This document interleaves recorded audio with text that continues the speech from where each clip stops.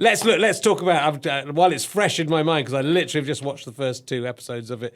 Your new sitcom, which is out really soon. I think starts in the start date 18th of June or 17th of June, something like that. Yeah. On Channel 4, it's called Pushers. Yeah. And it started as a comedy black, but now it's a presumably 6-part series, is it? Yes. Yes.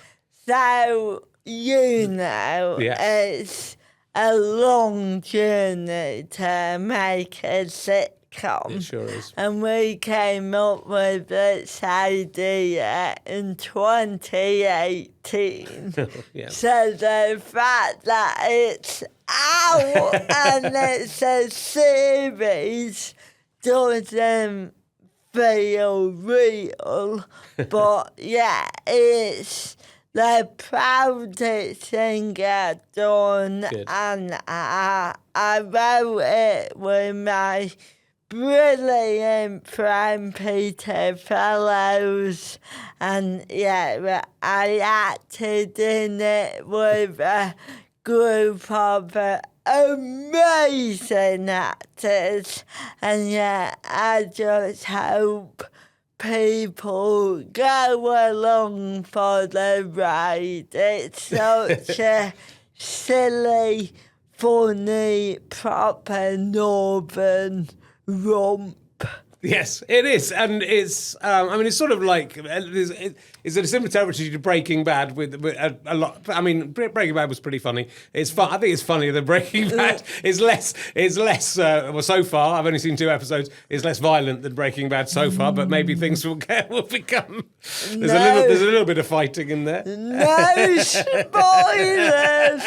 But yeah, the concept is I play a woman who loses her disability benefits. Yes. So to start earning money, she deals cocaine.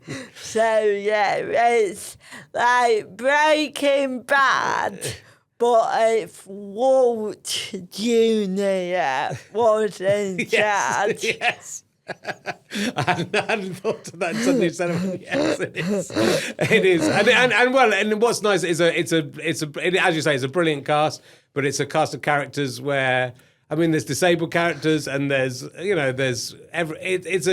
everyone's sort of got their own thing. Even the non-disabled characters are either a bit silly or weird or funny, and so it's got that lovely. It's a really lovely ensemble piece, and the more you watch it, the more you get into those characters as well. Because I think which I love. I think you've got. For anything to work, it's got to have a strong cast of characters that you get into. It'll take a little while to get to know all of them, but I think you do a good job in the first episode. But the second episode, I think particularly, you kind of go, "Oh yeah, I'm really on board with this now. This is great." Yeah. But they're very fun, very funny and fun characters, and the sort of the main drug dealer characters is pretty stupid. I don't know if he's got any neurological condition, or if he's just thick. But he's makes loads of mistakes, but it's a sweet character as well, and they're very real characters. I think very not judgmental, but celebratory of these characters. That's it. I'm such a fan of British sitcoms, and when I was approached to write my own sitcom, I was very aware that it could be easy for me to make myself the main character and then just surround myself with non-disabled characters.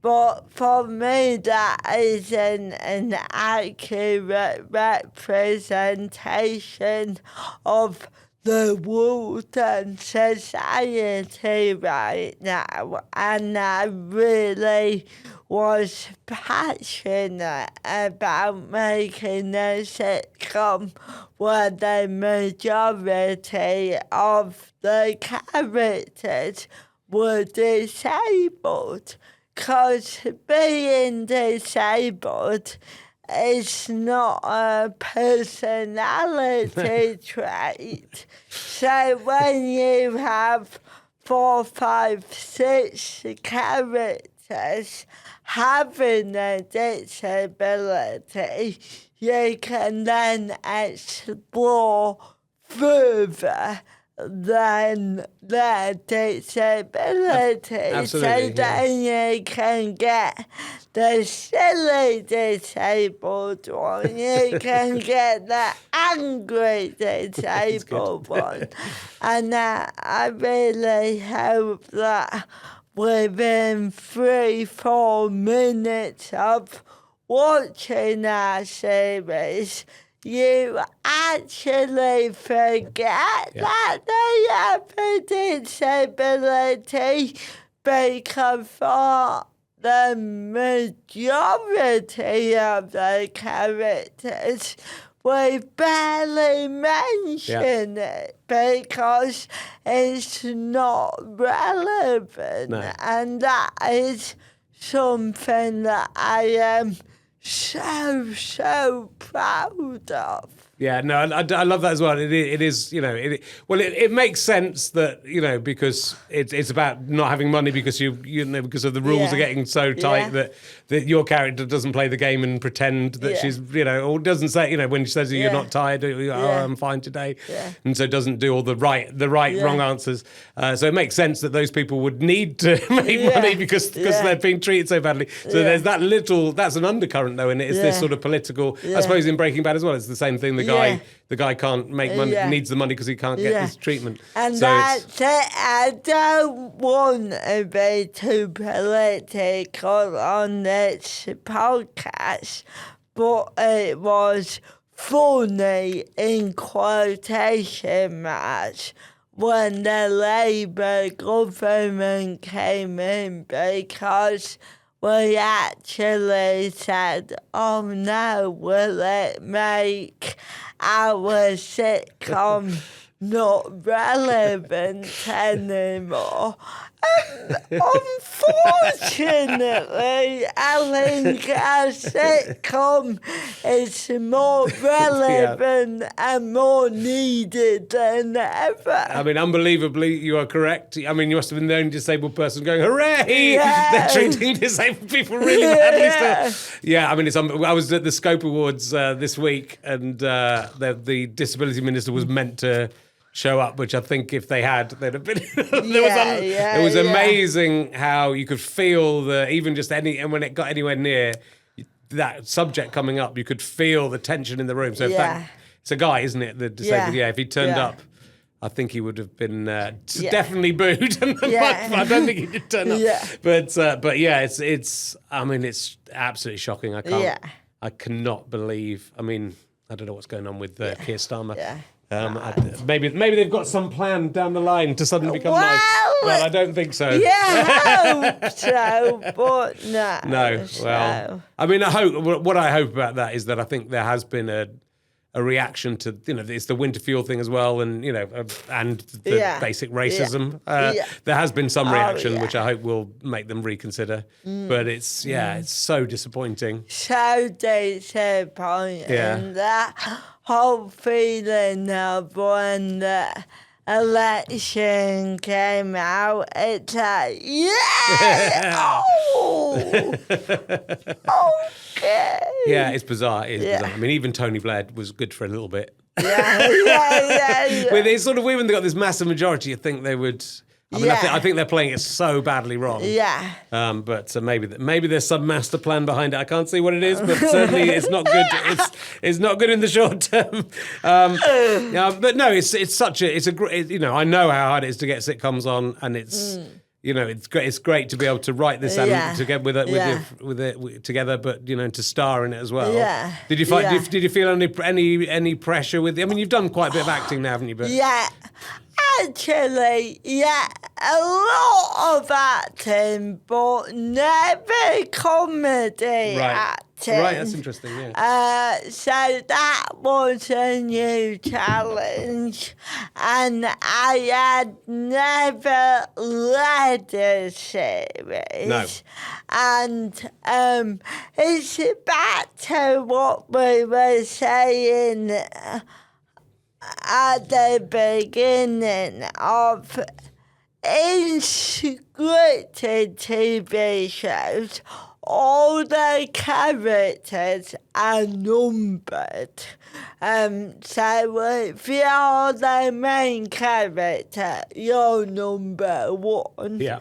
And I was number 1 Yeah. of this series, but beyond that, I was also the writer, creator, and exec producer. So I was very aware every single day when I went on set that I kind of controlled how everyone felt. So I was very determined to make it a fun, positive set every day, and I made time for everyone. But it just meant that I went home every day fucking exhausted. Yeah. But I'm so proud that I did that, because I hope that I created an environment where everyone felt welcome. I made sure that there were disabled people on and off screen, and beyond that, I made sure that there was an access coordinator full-time on the show to make sure that everyone had their needs listened to and taken care of.